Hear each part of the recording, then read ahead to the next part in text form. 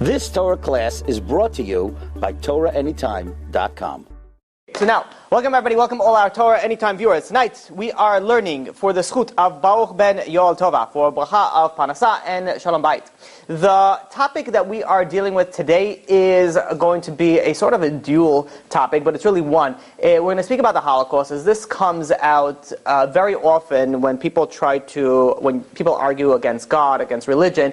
Unfortunately, it's a very common topic. Unfortunately for the topic, and unfortunately that it comes up so often, is how could there be a God if God allowed the Holocaust? So you can look at it in two ways. Number one, there's no God, because no God would allow the Holocaust. Number two, if there is a God and he did allow the Holocaust, then I want nothing to do with him. Both of them are a little bit of an idiotic response to things, and B'ezrat Hashem will try to explain that today. Now, this is, on the other topic we'll speak about is the story of Purim, and how it's actually, Purim was a topic, a story really, that was an averted Holocaust. And the Holocaust was a actual Holocaust. So we'll see the differences of relations and things of such. This is a very, very sensitive topic. The Holocaust is a very sensitive topic, and it has to be dealt that way. And I hope I don't plan on offending anybody. The purpose of this is really to get on an understanding from an intellectual perspective as much as we possibly can. Now, for me to start saying this is why the Holocaust happened, I don't know. Nobody knows. Only God knows. But we'll try to understand from the ways of the Torah of what possible can you say maybe these are possible reasons for it happening. That being said, one of the reasons why it's also a very sensitive topic for me is that I have some grandparents and great-grandparents that I lost during the Holocaust. I know my grandfather told me the story that when he was, he got out, but the way that he got out, he was actually sent to a work camp, and his father, so my great-grandfather, gave a SS officer $10,000, which is all the money that he had, and basically bribed him to smuggle him and as much of the family as he can out of the area, so for safety. So they actually, this SS guard actually he escorted my grandfather and a few family members out to the border. The second that he got to the border, the SS guard says, "Listen, I'm out. It's all on your head, and good luck." Now, my grandfather was traveling with a violin. And when they stopped him, they were like, "Where are you going?" Because obviously you just can't be, even in the outside borders, we can't just be randomly just walking out of nowhere. It was wartime. So he says, "Oh, we're going to go play at a wedding." And he told me, he says, if they would have asked him to, "Oh yeah, let's hear you play," they would have been done, because he had no clue how to play the violin. He was just carrying the actual violin. But unfortunately, his younger brother and his sister, along with her family, did not make it out, and they were brutally killed on November 16, 1941. That was from my mother's side. My father's side also, my grandfather never spoke about what happened, because he lost a lot of siblings. My father doesn't even know how many siblings he lost, how many uncles and aunts he lost. And the same thing for my father's mother also. They did not speak at all about the Holocaust. The Holocaust was a very, very terrible time for the Jewish people, so much so that some people were able to speak about it, other people were not. And I'm only bringing this down, and there's also, but from my wife's side also, lost, unfortunately, family members. So this is a very sensitive topic, and it can't be treated just in a sort of a way, this is the reason that it happened. It has to be treated very carefully on how we go, and I hope and I pray that B'ezrat Hashem will do that, and the intent is not to offend anybody, chas v'shalom, or not to bring anything, but it should be a very, very big wake-up call. Because one thing for sure, it wasn't a prize. It wasn't like, "Hey, you guys are great, I'm going to send you a Holocaust." It didn't happen that way. It was not a good thing. There was a bad thing, and we know, the Gemara says, when bad things happen, you have to look into your actions. So, when you go and you speak to somebody, and they start saying, they claim to be non-believing because how could there be a God if there is a Holocaust? So, the question is only valid only if you believe in God. Only if you think there is a God, then the question is valid. Because if there's no question, if there's no God, then there's no question. Why do bad things happen? I don't know. They got strong, they won, and that's it. They defeated. That's why it happened. The only time when it becomes a question, when people start asking, how could there be a God, means that you believe or you have a thought that there is a God, but rather you just don't understand, you're not happy with the outcomes, you might be angry in it, which is an emotion, but it's not an intellectual belief that God does not exist. So, before we begin to try to understand it, let's get a brief overview of the Holocaust. We'll start off with Hitler, Yamach Shemo, that people think, what? Hitler had a very, very terrible upbringing with Jews. He probably had, like a really bad, math teacher that was Jewish and failed him, and that's it. He's like to the end of all the Jews. And then actually, it's not like that. He actually had a very, very good relationships with the Jews that he had. If I believe his doctor was Jewish, not a surprise again. The one who saved his life was a Jew. I don't know who saved his life, but when he was younger? Mm-hmm. He was really sick. Oh, yeah? See, look at Hakarata Tov. No gratitude. So, there was also, I believe his commanding officer in World War I was also Jewish. And, he had important figures in his life that were Jewish, and he had only good Jewish interactions. So, what was his deep-seated hatred towards Judaism, towards Jews? And one of the responses that you have to give is that it wasn't by a cause of something, because how bad of a hatred do you have to try to annihilate everybody from that religion? Like, that has got to be some serious seated hatred. That's boiling beyond anything that's comprehensible, that one guy cut you off, and I don't care how bad of a driver you are and how long you lived in Brooklyn, it's still very difficult to come and be like, I'm going to kill out the whole family, the whole nation, anybody, the whole up to a certain point, it's like there's something else going on over here. And that is where Amalek comes in. Amalek has this deep-seated hatred towards Jews for what apparent reason? For no apparent reason. They started fighting against the Jews after the Jews left Egypt in the desert. For what reason? For what particular reason? The Jews weren't even a threat to them. So the one thing that you cannot say about Hitler is that he was not a good politician. So that was double negatives, which means that he was he was an unbelievable talker. Think about it this way. He is, black hair, brown eyes, and he's convincing a bunch of blue-eyed, blonde-hair people that everybody needs to look like them. And that's the Aryan race, and everybody else is bad. So there's a guy preaching something that he's not, and he's able to convince other people. He has got to be a good talker. And he ended up, basically bullying his way through Europe and taking over much of Europe. And, for a big part of it, United States and most of Europe did not do anything about it. They sort of, stayed back and watched.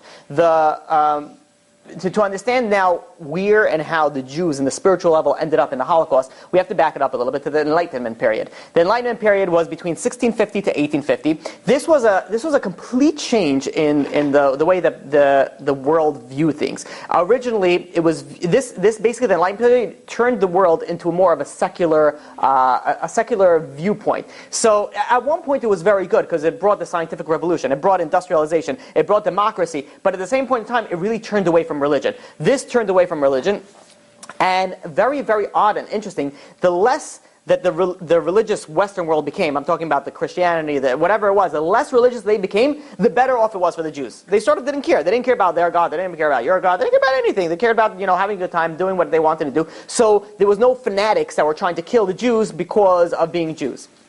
Well, there was always, but not to the extent that it was before. And then came Napoleon. Napoleon was very fascinated with the Jews. He actually liberated a lot of Jews from the ghettos. At one point in time, the Jews had to only live in ghettos, and it's not ghettos like we know ghettos now, like I'm from the ghetto. It's the Jews were if you go, let's say to Italy, Florence, Rome, Venice, Jews lived in a certain area. It was called the ghetto. That was that was their location that they had to live. They couldn't live anywhere outside of it. Napoleon he didn't understand why they can't become like others. And in fact, he moved what he thought was a good thing for the Jews was let them become like others, and then there will be an end of the hatred. So he advocated that, for example, 1/3 of all Jews should intermarry, should assimilate. By the way, if anybody wants to learn more information on this, Rabbi Ken Spiro has a good summary of I think it's almost all Jewish history, if I'm not mistaken, on Aish website, which is where I got some of this information. So I would recommend that. So as if he was helping the Napoleon, the Jews, come on, go assimilate, and this is going to help you become better. So over time, the Jews were granted citizenship throughout Europe. The last two countries, surprisingly, was Switzerland, which was in the year 1874, when the Jews were granted citizenship, and in Spain, which was 1918. Insane, only in 1918, that's when the Jews were granted citizenship. In theory, the Jews had more rights, or you could say even equal rights, but in practice it was very different. The only way that a Jew could be practicing in whatever that is that he wants to in the secular world is he has to not be so Jewy. Down out the Judaism, and then you could go in. So because of this, there was a lot of conversions, unfortunately, that were happening. There was an example is Benjamin Disraeli, he served as a Prime Minister of England, but he was only able to serve as the Prime Minister of England only after he converted to the Church of England. So he was able to reach up to a certain point, but further than that, you needed either to convert, assimilate, or basically throw off any idea of Judaism. And this started happening very, very rapidly. And you see something very interesting also throughout history.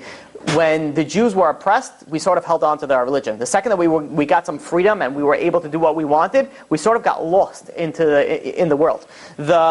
In France, Italy, and Germany, the majority of the Jews assimilated, which means is we don't even know what our numbers would be like by now. When you're talking about 200 or 300 years ago of Jews assimilating, at this time also a terrible thing started forming. It was called the Reform movement. The Reform movement was a way to sort of make Judaism more secular and more Christian.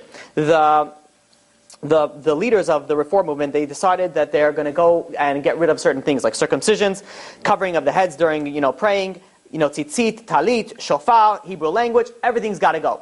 And even the land of Israel, they would not even do anything in Hebrew. They would pray only in German. One of their Holdheim, he quoted like this: "We know of no fatherland except that which we belong by birth or by citizenship." And this was Germany. Bless you. This was in Germany. Germany, they said, this is the best. This is the highest level that we go. Forget about Israel. We got Germany right now.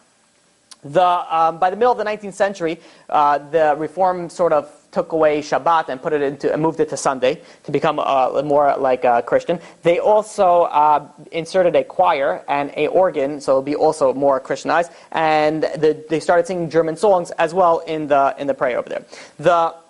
What's also very interesting is the Reform, they're known as temples.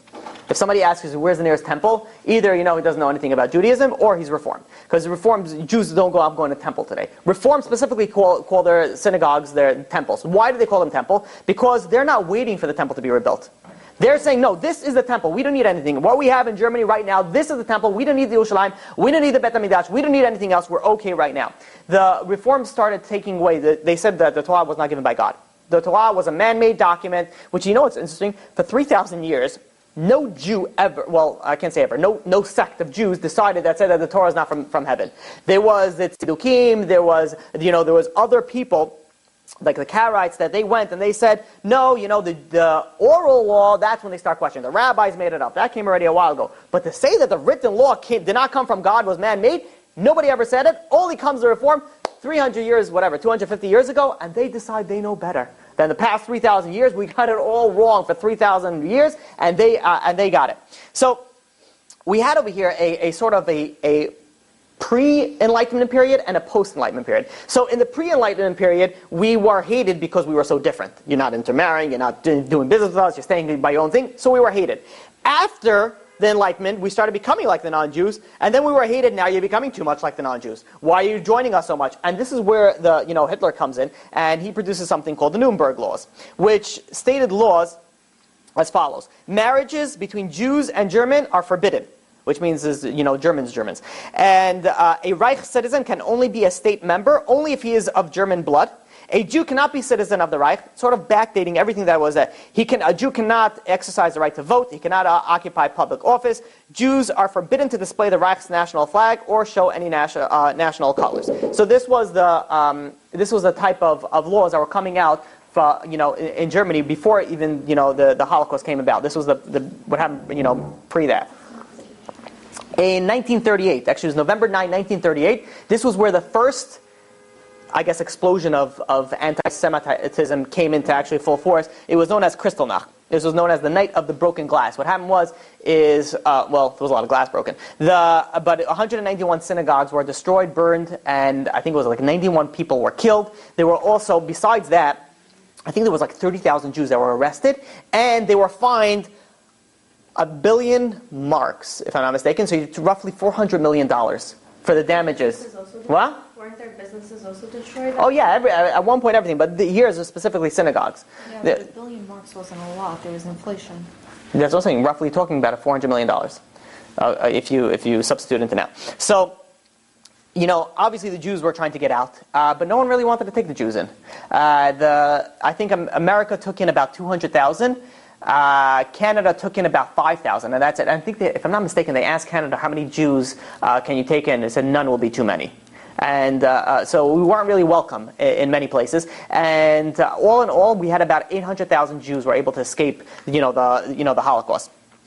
And unfortunately, those that didn't escape, close to 6 million of those, died a terrible, unnatural, something that we can never ever fathom, that you had to have little kids watch their parents watch their little kids watch their siblings, things that were people digging their own graves, things that were unheard of happened in the Holocaust. So now, how do we explain that? So we're going to start off, before explaining the right way, we're going to explain the heretics, the kofrim's way, which are people that do not obviously believe in God, and you'll soon see. We'll give a few examples, and then I want to give one response to every one of those examples. It's just sort of a response to them. So, if you want to call these Jewish thinkers, there was one of them, and I'm not even going to list them by name, because you'll see, they don't even deserve that. There was one person, he became a conservative rabbi, which, as we all know, means absolutely, exactly. This particular rabbi, he was not a, dumb person, I guess you could say. He had a PhD and a master's from Harvard. He has a master's of sacred theology. To be honest, when I saw that, I'm like, that's pretty interesting. I didn't even know that degree existed. It sounds like something you get, in the wizardry school, But he has a master's of sacred theology, and he argues that the horrors of the Holocaust proves that God cannot exist. This Chacham decided, he figured it all out. He says, because of this, God doesn't exist. Okay, let's move on to the next. The next one says that the Jews now have taken on a new relationship with God. Now it's voluntary. You want to, you could. You don't want to, you don't have to. The Holocaust made it all voluntary. The next one is that the God is not all-powerful, not all-knowing, and you can't blame God for being responsible for this. He couldn't. It was out of his control. All those are extremely wrong. Well, those are the three main points. We're going to break them down, and we're going to give one response to each of them, and then we're going to give the response of what the Orthodox Jews hold of. Number one, the idea that God is dead. That either this idea, which is the first one that we spoke about, is saying like either God never existed or God changed. That's what they say. So a response to that is, just because you don't understand something does not mean it doesn't exist. You could go, and obviously this is not comparable, but it's comparable enough that we can give an example. If you don't know how a plane flies, does not mean that planes don't fly. If you don't understand how electricity works, does not mean that electricity doesn't exist. Just because you don't understand the situation of what happened does not disprove something, because you don't have the idea behind it. The next one is something called the eclipse of God, where God is sometimes absent from history. I don't know, cigarette break, whatever it is, that he was absent, and then things happen. Like, oh my, I can't believe it. I left so long, and look what we have over here, a Holocaust. This is one of the I don't want to maybe dumbest, because they're all pretty bad. This is, borderline on one of the worst. That's, you don't see the full picture. You see just a part of it, which is really what we were speaking about last class, about suffering, why do bad things happen to good people. Got it right. You have all this idea that you don't know the full picture. To say that God was, were you watching God? Were you watching and be like, taking a break? I knew it. How do you know? Were you just coming to, from where? From where did they get these responses? Number three is a limited God, where God doesn't have the power. To this, a very simple response: just because someone doesn't flex their muscles does not mean they're not strong.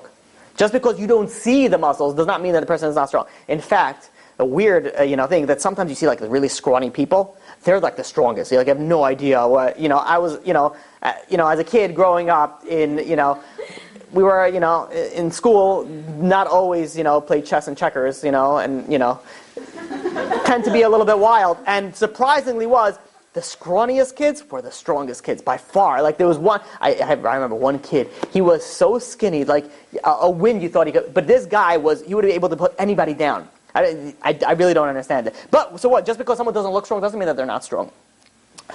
Next one is free will. They say, you know what? God gave free will to the human beings, and it's a price we have to pay. God couldn't interfere with that idea. The Holocaust came because free will. They had the free will, and, they won. And the answer for that is you can never, ever get something that wasn't decreed for you. You only get something only if it was decreed. And we'll speak about this a little bit. We'll actually expand about this in a little bit. But you can never say that just because there is free will, that means that anybody can do anything to you, and it's not, that means that God doesn't rule the world. I take it back. This is the worst one. This is the worst one. This is, he goes, you can never attempt an explanation, this person says. He says he believes that there can only be silence after the Holocaust, God's silence and our own silence, which means that God doesn't have an answer and we don't have an answer. This Tipesh, and that's, whoever doesn't know Hebrew, whatever. It's not a compliment. This guy, you ask him, let's say he has a business partner. Do you know what your business partner is thinking about? No. Maybe he's trying to, scam you out of the business. Maybe he's trying to, you don't know what your wife is thinking about. I mean, if you're a good husband, you can maybe, 0.5% of the time.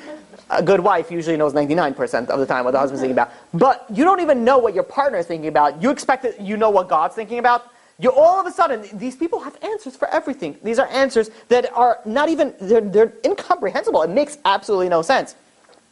The other one is, perhaps God is evil, and God enjoys this.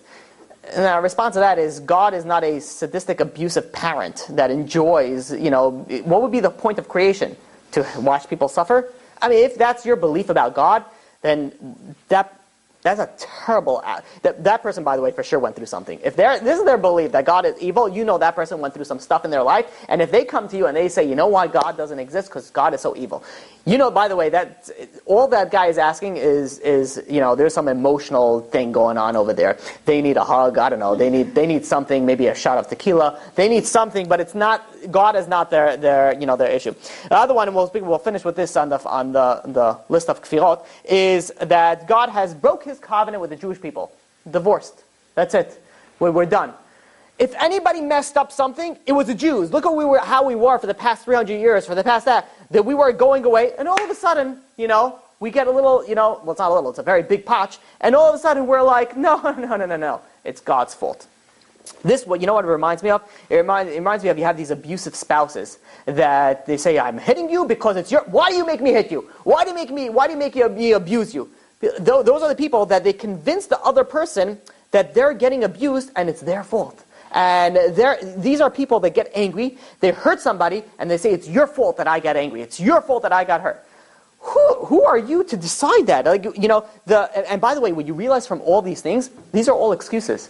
None of these are actual reasons. These are all excuses to try to run away from God. You want excuses? You could give excuses. You're not looking for questions. I should repeat this very often.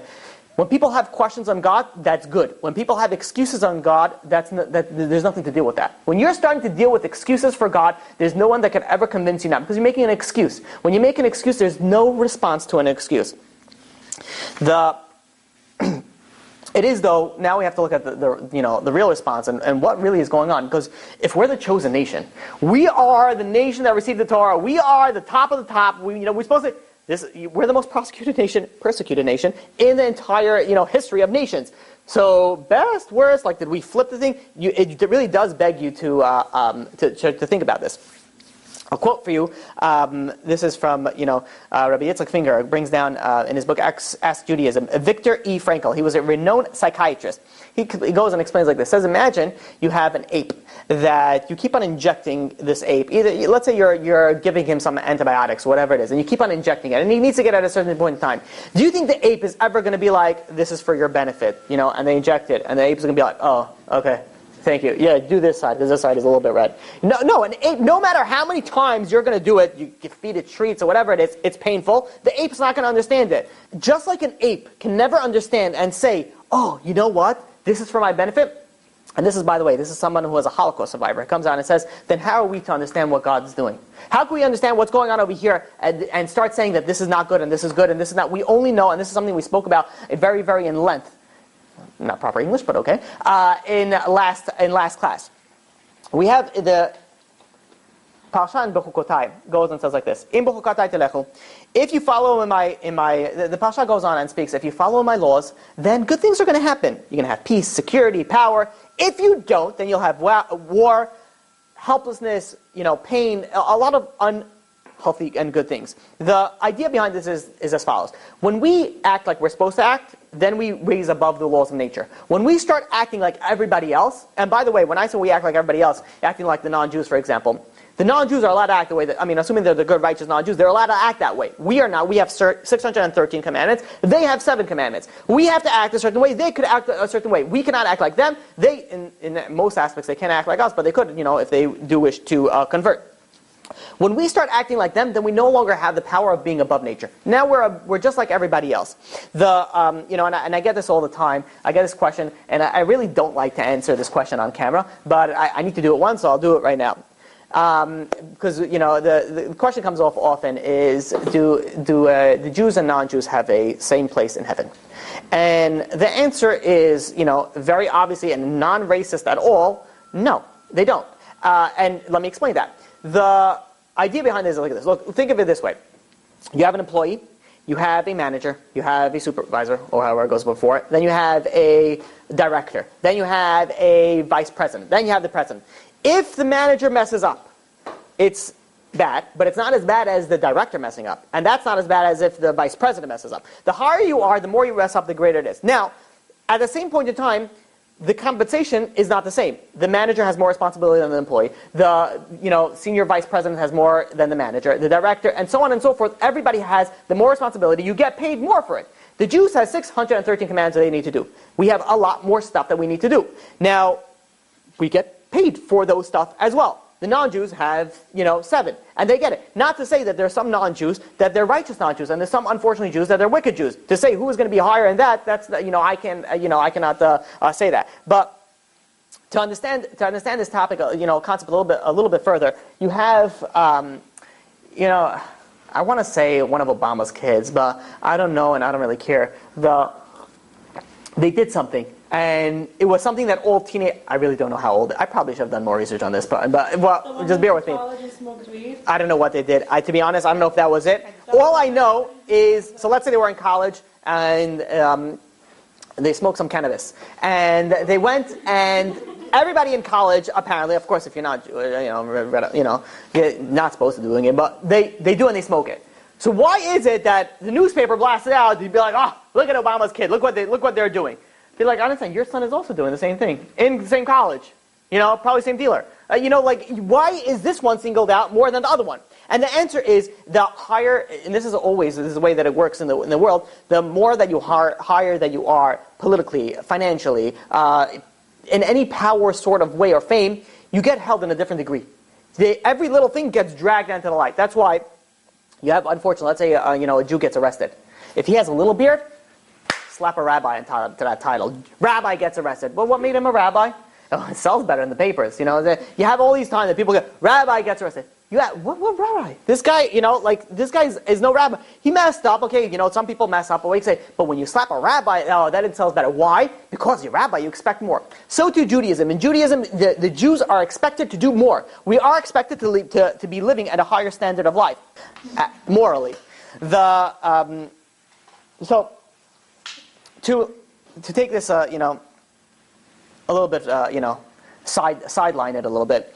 When the Jews left Egypt and they were in the desert, the people rebelled over there, and they refused to enter the land of Israel. And they cried without any cause. And God says, you're crying for no reason? I'll give you a reason to cry. And the following things that I'm going to tell you all happened on the same day, and that day was the 9th of Av, Tisha B'Av. The first temple was destroyed by Nebuchadnezzar. I don't want to even say how many Jews died. The second temple also was destroyed by Titus, and the second temple, as well as many millions of Jews died. The Bar Kokhba revolt was crushed in the city of Beitar by the Roman Emperor Hadrian. Also, all this on the 9th of Av. The temple area and its surrounding were plowed by the Roman general Turnus Rufus. The Pope Urban declared the First Crusade in the year 1095. King Edward compelling the Jews to leave England in 1290. The Jews were expelled from Spain in 1492. World War I broke out in 1914. This is when Germany declared war on Russia. The Arabs began their riots in Jerusalem in 1929, and the mass deportations of Jews to the Warsaw Ghetto began in 1942. All these things happened on the same day on Tisha B'Av. Coincidence? I'd beg to differ. So why? Why is it all happening? Why is it all happening, particularly on one day? There was once a panelist that one of the panelists was sitting was a Holocaust survivor, and one guy stood up and he says, "I don't believe God anymore because of the Holocaust." So the Holocaust survivor says, "I'll take care of this," and he says, the Holocaust made me believe in God so much more. Because look at what a godless nation can do without God. That made sense. For example, Hitler was an atheist. He didn't believe in God. He was able to do that. And this, by the way, they say this all the time. You know where we get so many deaths into the world? Because of religious wars. Religious wars cause us so many things. That is such an ignorant statement, because Stalin was religious. Hitler was religious. There are, and we'll bring it down. There are millions and hundreds of millions, if I'm not mistaken, hundreds, or even if close to that, that were killed and murderly brutally more than any other, religious wars were the atheists. So if anything, you see from here is that look what a non-religious aspect brings. I'm not talking about Judaism, whatever it is, just any religion in itself. And the survivor said, there's nothing left for me to believe in other than God. So so one understanding on this is when you look at what we were before the Holocaust, and can you say it's a wake-up call? Possibly. Am I saying that this is the reason? Again, I don't know. I don't know if this is the reason. But is it a possible cause? Look how far we fell from Judaism. We had the reform, we had assimilation, we had conversion, we had intermarriage, we had everything bad that was going on. The majority of the Jews were going off. And then something happened. We didn't have a Holocaust for, I don't know, since you want to call it the Second Temple, the destruction of the Second Temple. Granted, we had the 1492, we have the Inquisition, we have things like that. But on a level of this, we never had before. And all of a sudden, we have it now, and then you're divorcing God. As if there is nothing else that could possibly come to it. This is the person that always blames somebody else. Never could take responsibility on themselves. Maybe, and just maybe, there was something that we weren't doing right that we need to fix. And maybe, just maybe, we need to learn from that. Instead of piling more excuses and more excuses and more excuses and saying this and this and that, stop for a second and think, why is this happening? Why does this happen? The Lubavitch Rebbe, he went on a different route. He says that we don't know. We don't know God's way, and we know that every single person that died was known as Kedoshim. We're holy people. That regardless of what they died for the sake of being Jewish. Now I want to bring you to the next point, which is hilarious and sad at the same time. This is people called the Holocaust deniers. I don't know if you people that deny the Holocaust. Oh. Every time I hear it, I'm like, I don't even give it 2 seconds, because it's like people that deny the sun. What am I even gonna deal with it? But being that I'm already speaking about the Holocaust, I figured I'll touch upon it a little bit. So there are people, sophisticated, intelligent people. I don't know how intelligent, but sophisticated people with degrees that say the Holocaust never happened. But then they say, but there is proof. No, there's no proof. There's no hard. They say there is no hard evidence. Like, I didn't even know. It's like me standing in front of a person and that person saying, "I'm not here." Like, okay. I remember this one time. I was. You see how kids' minds work. I don't know why this popped in my head, but I'll share with you. I was standing once in this nursery, non-Jewish nursery. Why I was there was the story. And I'm standing over there. And a kid runs up over to me, and this kid, I remember, he had like a spider, like a fake, I don't know what they're called, tattoos, like I hope fake, otherwise his parents would get arrested. He was like 4 or 5 years old. He had like a Spider-Man on one side and then a cross on another one. So he was like, he was fighting Christian crime, whatever he was doing, And he stands in front of me for like 30 seconds, and it's not nice to stare. So I mean, I looked down at him. I thought maybe he wants to ask something, but he's not. He's just like this. Just like staring. And I'm like, okay, kids, are funny and weird, depending if they're yours or not. Funny if they're yours, weird if they're not. And standing for 30 seconds. And then after a while, I stare back down at him, maybe, is that, and then he looks at me, like serious eye contact. And he's like, "Can you see me?" And I'm like, yeah, I can see you. And then he just runs away. So that conversation that I had with him, I find that more logical, than having a conversation with somebody that says, Holocaust didn't happen. There is so much evidence. The Holocaust was one of the most well-documented genocide in the history of the world, of genocides. And to say that it didn't happen, so let's go with, indulge them a little bit. In order for this to be made up, that means there are 3 things that have to happen. Number 1, the victims, the Jewish victims, have to be lying, that it didn't happen. Number 2, the witnesses, the German Nazi witnesses that testified, also have to be lying. And number 3, the accused Nazis that were accused and admitted to the crimes in court also had to be lying. All of them had to be lying for all this not to happen. So somehow the Jews, in their great infinite wisdom apparently, were able to torture some key Nazis into confessing the crimes that they never convicted, and then plant hundreds of documents, some that were found by accident, that were just happened to be found in a certain area. So we all planted everything, and including somehow convinced the Nazis to testify against their own brothers in the German courts against themselves. And this is like, the Jews infiltrated the whole German government and they took over everything. This is when you start dealing with conspiracy theories. And I had a guy once, I don't know why I keep on going off topic on this. I had a guy once, came over to my, he was actually collecting money. And he was collecting money, it was a cold outside, invited him over to eat some, say dinner. And so he came inside and I was like, this is an able-bodied young man. I don't know if I ever said this story. He's very, very, fit young guy. So I asked him, why don't you go to work? And I wasn't judging him, but I'm not going to give you money. I give him money, I give him food. But I said, why don't you go to work? So he told me he's from Israel, and he sent himself into exile for reasons that are not appropriate, not important. So what?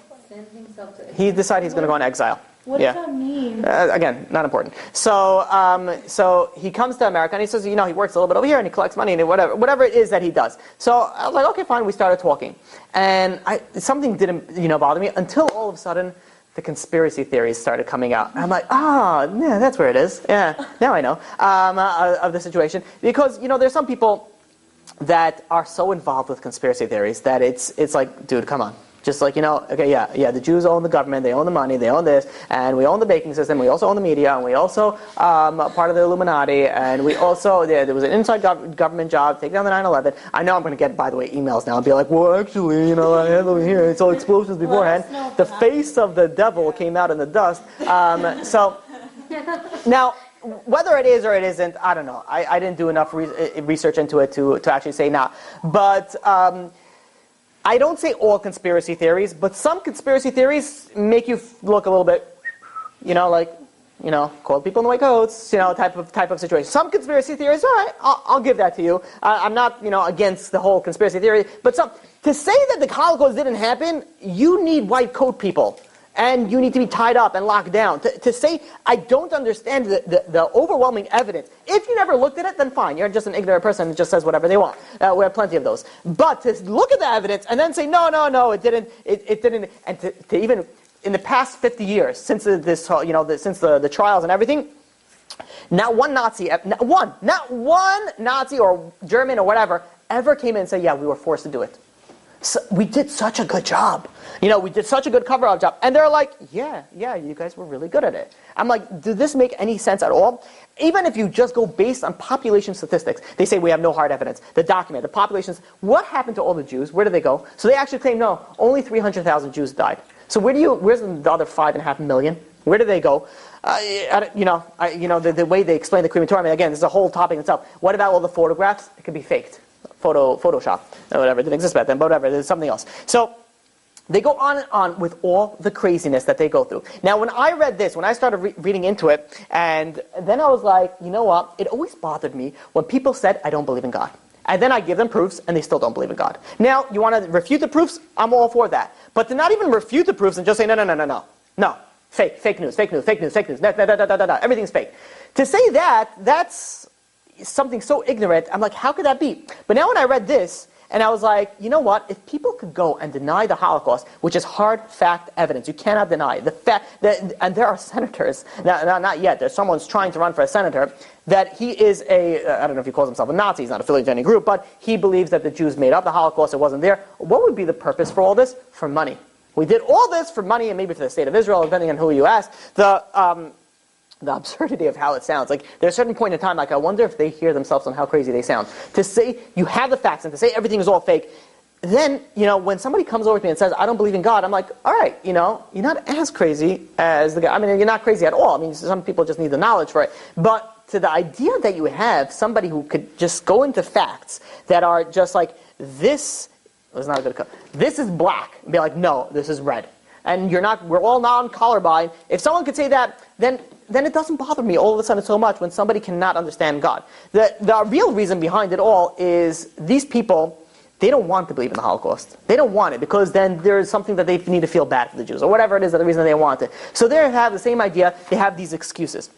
They have these excuses that they're just giving, that there is no need, and let's make it up that it never happened. The same idea. When people push away God, why do they push away God? Because I want to do what I want to do. I want to party. I don't want to be bound down to laws. I don't want to be, stuck doing certain things. I want to be free. I asked this guy once. I was trying to get him, to keep Shabbos, and I said, "Why don't you keep Shabbos?" He said, he was a religious guy, and you know what he told me? He says, "It's a day off. Saturday's a day off. I want to go to the beach on Saturday."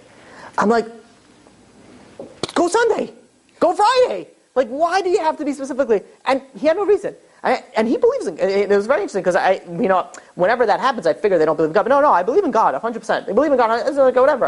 I choose not to, not to follow it. Happens to be these people all lacking knowledge. It's not that they are, the very big fundamental that you really learn from this when you're dealing with these people is they don't understand it I don't want to say the correct way, but they don't understand it the full way. They really don't know what's going on up here, and maybe they think it's not so bad. Maybe they think it's okay. It's not a big deal. Whatever it is, it's very unfortunate and has to be dealt with in that way. This leads us to another point, which is very important in this topic. Can you hurt somebody if it wasn't decreed for that person? And the question comes in Genesis chapter 15, verse 13. The question is, can you hurt somebody if it wasn't decreed that this person should get hurt? I don't understand that question. Can the Holocaust have happened if God didn't decree it? Oh, okay. Okay? So, God tells Abraham, and he says, your children are going to be enslaved in a land that they don't know. And we know that later turns out to be Egypt, but then God goes and punishes the Egyptians. Now the question is why did God punish the Egyptians? This was already decreed that the Jews would be enslaved in a land that they were not, and the Egyptians were just following the script. So Ramban, Nachmanides explains, he says that, true, the Jews were supposed to be enslaved, but nowhere does it say anything about getting tortured, about getting murdered, nothing about it. They added all that, and that's what they're getting punished for. Next question is like this. It says, okay, so the Jews originally, and you have to follow along with this, the Jews were supposed to be enslaved, but then they got murdered. So now the Egyptians got punished on it. But now, did the Jews deserve to get murdered? Did the Jews deserve to get, enslaved in such a brutally tortured manner, or not? That was your question. Okay, so I don't know. You pointed at that. Okay, so to answer that, we have to look at the evil eye. To answer that, we look at something we spoke about. What? Evil eye. Yeah. What? Well, listen. Okay. We woke up. Yeah. No, I'm listening. When you say evil eye or superstition to Russians, what you said? So, the Gemara says that 99% of the people that die from in that particular graveyard died from evil eye. The question is that if so many people die from evil eye, the evil eye has such a power, then why do we pray on Rosh Hashanah for all that? We should just pray, save me from evil eye. And then everything else will go away. Just save me from evil eye. So, this is the answer that we gave before, but it's good to review it over here. This is the answer from the Chazon Ish. The Chazon Ish says like this. He says that there are three categories of areas that we have to look at. Number one is, if somebody was decreed on Rosh Hashanah that he should not die, evil eye, no evil eye, doesn't matter, he's not dying that year. He was decreed that he should not die, nothing's happening, he's not dying. There is another way that if the person was decreed to die. Now, if it was decreed to die, so now he could die through an evil eye, through a car accident, through whatever it is, but evil eye is an option. So, not so scary, not so bad. Evil eye is not so bad. If it was what's happening, depends on how it's going to happen, the evil eye or not. But the Chazon Ish continues, and he says there is a third category. I'm sorry, how would you die, how would an evil eye... The evil eye could make you have a car accident. It could make you have that, like that. Okay. It's not like somebody's going to be like, and then, that's it. Mean, so, my mind works. Yeah. So to understand this, the third category is the most important one. That is that you're judged on Rosh Hashanah, sort of an open book. Let's see how this happens. Can this person live out the year, and can this person not live the year? You're not written in anything. You're sort of in the ear. Chazon Ish goes and says, there's some people that are not decreed to live or die that year. It's sort of, let's see how it works out. Let's see how it happens, how they behave. So, that, says the Chazon Ish, that a person can die with an evil eye. Could die from that of an evil eye. So we see over here that an evil eye has a very, very strong power. But then the question is we have to go back to the same question, how could that be fair? If that person didn't deserve it, then how could he get an evil eye and how could he die? Just because somebody else put an evil eye in it? So to answer this is to understand how an evil eye comes from. The way that a person can get an evil eye is he has to open it up. One of the ways is if this person gives an evil eye in somebody else, then we can be measure for measure. Everything is measure for measure. The way that you prevent yourself from getting an evil eye, by the way, is don't give an evil eye to anybody else, and they cannot give it on to you. So if this person goes and gives an evil eye unto somebody else, then he opens it up, and hence it's an evil eye in him, and hence it's measure for measure. Which means, and I'll get you in a second, which means is nothing that happens is just by chance. Everything is measure for measure, and everything is decreed. To say that the Holocaust wasn't meant to happen, to say that this person wasn't meant to die, it's very unfortunate. But everything was supposed to be the way that it was. To understand it, we'll only understand after 120. But it was supposed to say that it wasn't happening, or didn't happen, or shouldn't have happened, or couldn't have happened. That's irrelevant, and it doesn't answer anything. To say, what are you going to do after the Holocaust? We're going to beat our arms, we're going to come strong, never again, never again. That's the thing. Never again. Start keeping Shabbat, that'll maybe make it never again. Start keeping kosher, stop doing the things that you're supposed to be doing, and then maybe we can say, never again. How would you put an evil eye on someone?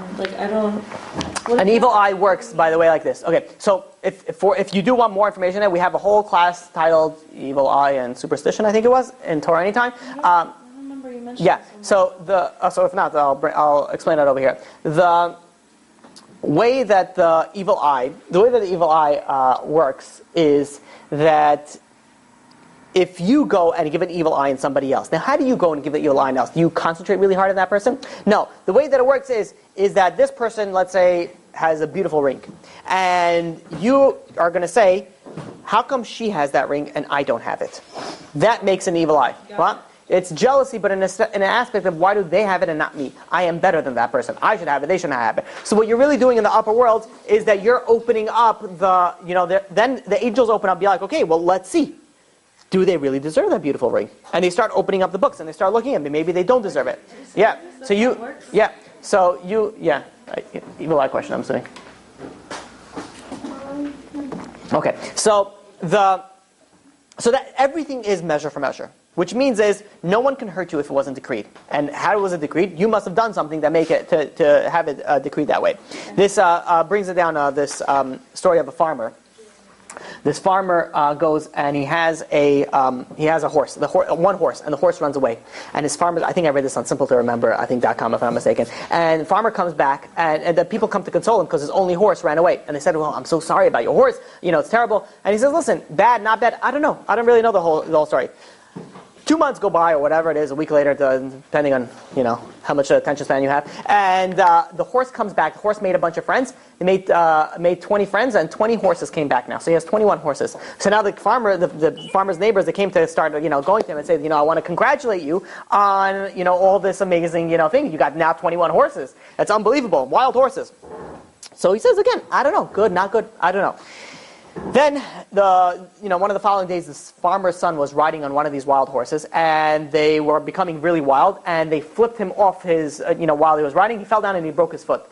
And they came to console and be like, I'm so sorry that this happened, and this horse did that. So he said again, I don't know, bad or good. The farmer says, I really can't tell. The next day, right after he broke his foot, a war broke out, and the army came in to draft as many able-bodied young men as possible. And when they came to the farmer's son, they were like, listen, he's broken foot. So he got already dismissed from army duty. So now the farmer goes out and says, now I know that everything that happened was for the best.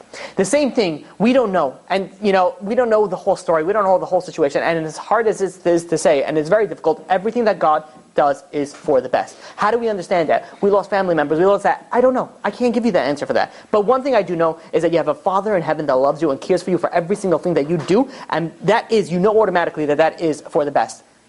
So this is what brings us to one of our final points on this before we go and explain the Purim on this topic, is think of a same scenario happening to two different couples. So one couple is a very good relationship. Another couple is a not very good relationship. The good relationship couple, both of them, they say you have to be, the wife says to the husband, I need you here 8 p.m. sharp, you have to be there for me. And she's doing whatever she's doing and she needs him to be there. So fine.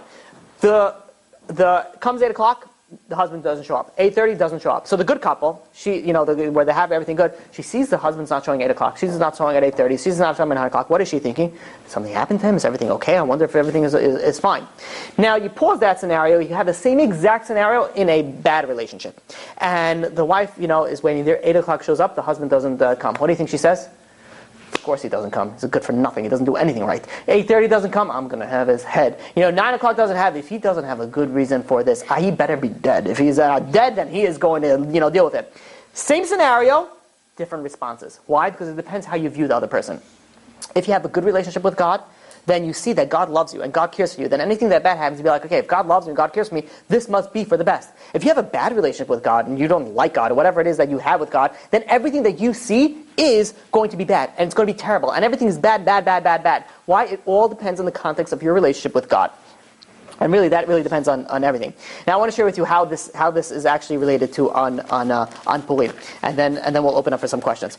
There's a beautiful article that I read by Rabbi David Rosenfeld in Esther, chapter 9, verse 13. It says like this. It says that, and I'm going to quote: "Allow the Jews who are in Shushan to do tomorrow as they did today, and let the 10 sons of Haman be hanged on the gallows." Now, the reason why this comes up as a little bit of a question is the 10 sons of Haman were dead already. Why is Esther going and says, let's hang them tomorrow?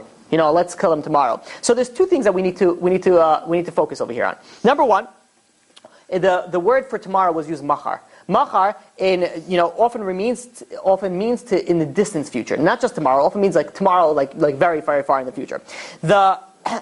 Another aspect that you have to know with the Megillah, with Megillat Esther, is when it says king, under the Kabbalistic version, when it just says king, it's referring to the King of Kings, God. So, when it says over here, the Megillah is alluding to something, that somewhere in the future, there is going to be, the hanging of 10 of Haman's sons. Now, when you look at the Megillah, and this is in Hebrew for everybody can see it, if you can see, there is 3 letters that are written very, very small. Let's see if I can see it from here. From here. There are 3 letters that are written very, very small. We have one over here, and one over there. So you have the Tuf, the Shin, and the Zion. These letters are written very small. And the question is why? Every letter is supposed to be the same letter. Why are these particularly small? There's also one extra big one. This is Vav over here. So, if you take out these letters, did I write it big? Yeah, here it is. If you take out Tuf, Shin, Zion over here, it comes out to the numerical value of 707.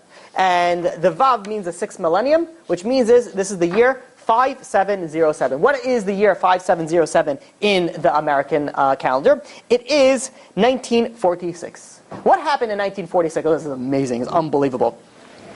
There were the Nuremberg trials, and there were 11 Nazis to be hung. Yeah, which was really unheard of. I don't know why. Specifically, they hung. There were 11 Nazis that were to be hung, and in fact, one of them were not hung. Only 10 of them were hung. Why? Because one of them committed suicide. Let's pause that for a second. Let's look at the story of Esther. We know Haman had 10 sons that were hung. He also had a daughter that committed suicide. This person that committed suicide, his name was Hermann Göring. He also happened to be a cross-dresser. And to say that's a coincidence, that's interesting. 10 German Nazis were hung, and you know what? One of them, Julius Streicher, he said after his face was covered, before he was hung, he screamed out, Purim Feast 1946. And if you don't believe me that this is some Jew made it up, this is written in Newsweek magazine, October 28, 1946, page 46. He screamed out, Purim Fest 1946. What? Why would he do that? Why would he say that? 10 German people who are, arguably, many people say that they're Amalek, they're from, from the same line as Haman. You have over here, got hung, and the same date that is hidden in the Megillah. The little numbers, the little letters that are over here are all alluding to a date, and that date is the exact date, 1946, that this thing happened. To say this is a coincidence is beyond irrational. It's unbelievable. Wait, what's the relation to Purim? Purim. Oh, so we're going to get to that. We're going to get to what's the relation with Purim. First of all, was an attempted Holocaust. Haman wanted to destroy everybody, kill every single Jew, men, women, and children on one day. It was an attempted Holocaust. It didn't survive, but it was a attempted Holocaust. If you take, this is another cool fact, unbelievable. If you take the first mem in Genesis chapter 4, verse 14, this is where it says Esther, but it's not pronounced Esther, it's Esther. In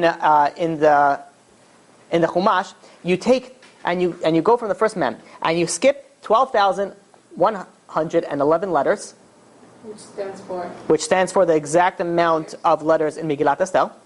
You will spell out Megillat Esther. Megillat Esther was written in equal mathematical skip from Bereshit, chapter 4, verse 14, from the first mem over there that's written in that pasuk. In the same pasuk is where it says Esther also, the name Esther as well. Now, there is, that's Mordor, that's something else. Yeah, I'm going to 12,111. So the Chassam Sofer goes like this, and he says, you want to know what's one of the most fascinating miracles of Purim? He said the fact that Vashti, was murdered and she got killed, she was a nasty lady. It was only a matter of time when he was going to, do something to her. The fact that Esther became queen, she was very beautiful. She was, fit the role. She became queen. The fact that Haman got hung and got destroyed, he's a messed up man. It was only a matter of time before, he was going to, get, the biggest miracle was that while the Jews were, why the whole Purim story happened? Because the Jews were in the feast of Haman. They were not allowed to be in the feast of Achashverosh. And they went and what the feast was? The feast was celebrating that the Jews are never going to rebuild the temple. There was the Kelim over there. So the Jews are celebrating them not being able to have the temple anymore. And that's when the decree was signed. The biggest miracle was, during that decree is when God was starting to orchestrate how they're going to get saved. Because during that party is when Vashti died. Vashti got killed. And that's what all the factors led up into Esther coming into power. So look how God loves us. While the Jews are sinning and slapping God in his face, lahavdil, God is saying, okay, but now I'm going to save you this way. Like, this is going to happen, but I put in all the things into play of how the Jews were going to get saved. Now, we look at the story of Purim. And this really fits in so perfectly on what we were speaking about this class and the previous class. Does not look like a good story. Look in the beginning. You start off, the Beit HaMikdash was destroyed, going a little back. Then the Jews were exiled, right? That's how they ended up in Persia. Then they were exiled for 70 years. And 70 years didn't come. And the Jews went and they celebrated a party with Achashverosh. Then Vashti was killed and Haman rose to power. Also, all not good signs. And then Haman came out and says, I'm going to destroy all the Jews. Again, not good. And then, to finish everything off, Esther invites Haman to a party. What do the Jews think? Great. She switched sides on us. Now the only hope that we had, we lost it.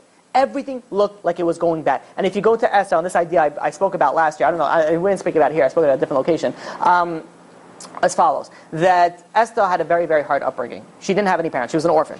Her father died while her mother was pregnant, and her mother died in childbirth. So she came into the world, without any parents. Now you look at the story over there also, like, come on, look how sad, look, it's so, no parents, nothing, it's so terrible.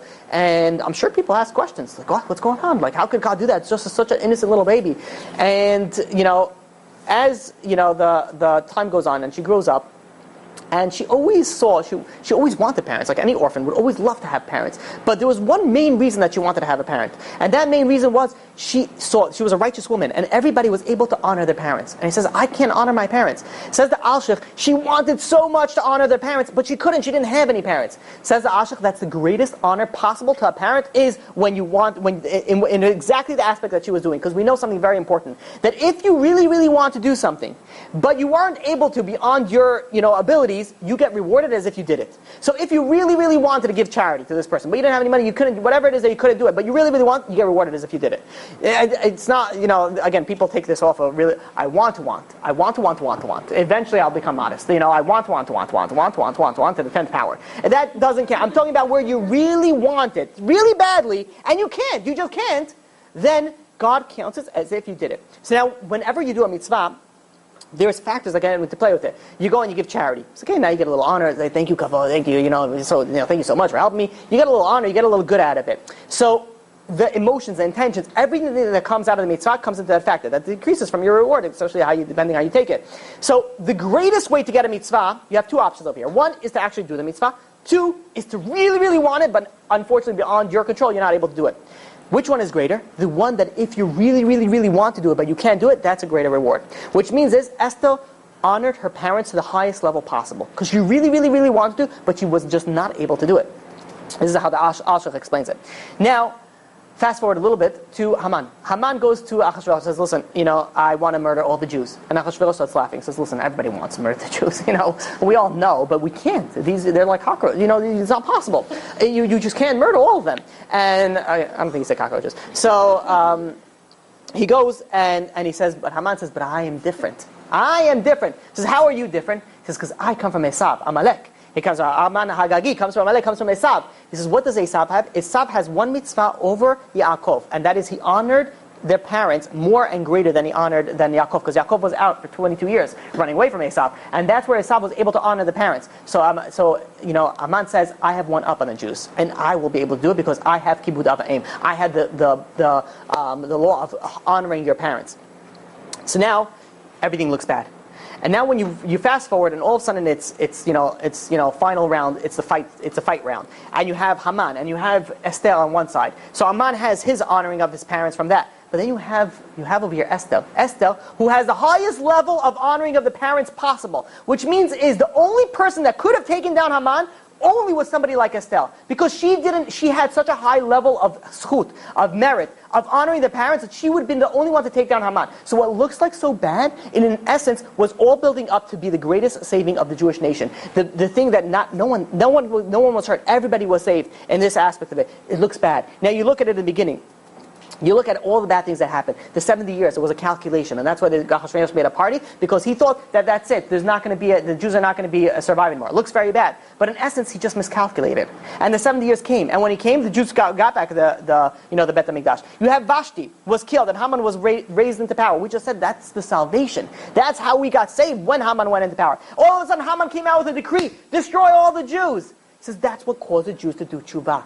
And because the Jews did tshuva, they got saved. Esther invited Haman to the party. This is the way that she brought him down. This is how everything went down. When you look at the story from the way that it's written, and you look at it from the beginning, it looks very bad. You look at it at the end, everything was so beautiful. Everything matches in so perfectly. But one thing we see over here is you see that the Jewish people, when they had the same scenario, you had Haman and you had Hitler. When the Jewish people did tshuva, we got saved. Now to say, I don't know what happened in the Holocaust. I could only tell you what happened on Purim. But Purim, we got into a situation that we were almost destroyed, and we didn't raise arms. We didn't start doing push-ups and learning Krav Maga, and that's not what saved us. We did tshuva, we did repentance, and that's what saved us. When you look, you want to not have a Holocaust again? I'll tell you the formula. And this I'm confident saying, do tshuva. Fix yourself and make sure that doesn't have a Holocaust, not something else. I'll get you in a second. I want to finish off with one final thought, and that is the fish. And I know I'm a little bit over. Okay, so you ever see when you have the fish? This was not my Torah. This is Rabbi Fischl Schachter said. It's beautiful. You have the Mishneh Chasadah. You usually see two fish that are facing each other, right? And you always wonder what's up with that. Like what's with the fish? If I'm not mistaken, I think fish has something to do with Christianity. I don't know. I never looked into it, but I know they have this fish symbol on their cars, and that usually means the cross somewhere over there. So why are we putting on the fish on specifically facing each other? And I heard this is a fascinating shot on it. I really enjoyed it. Fish. You don't know what I'm talking about? You never seen a picture of Mishinech Masadam Albim B'Simcha? All those things you'll see they have two fish on it. I don't know. They also have fish. Yeah. I feel like I'm really unclear today. Am I unclear? Is it not? Is it? Huh? Right. Pesach, we don't have the month. You have Sukkot. We don't have we don't celebrate the symbols of the month. Why specifically only Adar that we have it? Okay. So, okay, good. Okay, Baruch Hashem. So you searched up the picture. You found what I'm talking about. Okay. Okay. So the idea is like this. The idea is a fish goes and it eats other fish, most fish. And how do they do? They go and they chase. They chase after the fish, and they open up their mouth wide, and they're like, Pac-Man, get the fish. But then what happens is, how do they actually get, that fish is fast and they swim away. How do they actually get eaten? There's another fish that's swimming around, right? It's like this Nemo guy, and he's like, oh, tunnel, let's check this out. And dinner into the other fish. He just swims into the other fish's mouth. And he goes in head first. Now, what would be if you have a fish of very similar sizes eat another fish from behind? The fish have scales and fins. Now, when the fish goes down, the skins and the tails come up, and it's going to scratch the whole esophagus of the fish, and it's going to be very, very painful, and the fish is going to, suffer from it. So the only way that the fish could eat without getting harmed is if the fish, with scales obviously, comes in head first, because then the fins don't open up. They just shut down. Everything goes down smooth. When we look at life, we chase after things, and we say, this is going to make me happy, this is going to make me happy, this is going to give me the reason things, and we chase and we chase and we chase. Meanwhile, God's saying, you're running with your mouth open, but God's going to be like, He's going to swoop in with your happiness and like dunk it in. He's like, this is what's going to make you happy. Not what you think. Many times in life we think this is the way that we need to go. This is the answer that we need. God says, you don't know anything. I'm going to show you exactly what you need. You open just like the fish, you'll go in. You ever think about it? It's a month that we're supposed to be happy. How? How are we supposed to be happy? We're supposed to be happy if you learn in Megillat Esther, you realize that everything that happens is for the best. Not the good, not the bad. Everything that happens is for the best. We might not understand it in the beginning, but in the end we'll always understand it. That is how you're going to reach ultimate happiness. That's how you're going to reach ultimate understanding. You want to know how to understand the Holocaust? I can't help you over there. I don't know why. Possible reasons? We weren't doing what we're supposed to. Very, very strong reason. I hold very, strongly by it. Now again, I can't say that there's so many Jews to say that everybody's at fault. Absolutely not. But we all Jews are related. We're all connected. If you have, this example that I heard, a diabetic, and he eats sugar, a lot of sugar stuff, and then they got to amputate the foot. What is the foot going to say? Be like, hey, why are you doing me? I didn't get any benefit. Get the stomach out. He says, what do I have to do with it? No, it's one body. Of course, everybody's going to relate it. We're all one people. If one person sins, it affects me. If I sin, it affects you. If you do a mitzvah, it affects me. We're all connected and we're all related, regardless of how we look at it, and regardless of how you think of yourselves as Russian Jews and Moroccan Jews and Sephardi Jews and Ashkenazi Jews. We are all one nation and we're all interrelated. And if we don't realize that, and if we don't figure that out, and we're going to deal ourselves as separate people, then we're getting nowhere in life. B'ezrat Hashem, that we should actually learn from this, and it's again, I don't know how much offense I put over here. I don't think I did that much. No, okay, good, Baruch Hashem. But the idea is learn from it. Yes, it's something bad happened. We have to think about it. Why?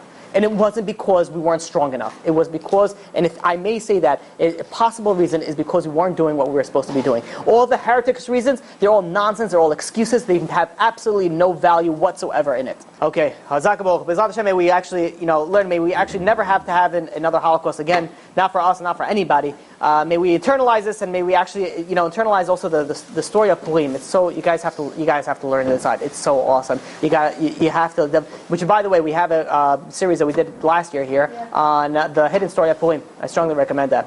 Okay, Chazak Baruch. Questions? You've just experienced another Torah class brought to you by TorahAnytime.com.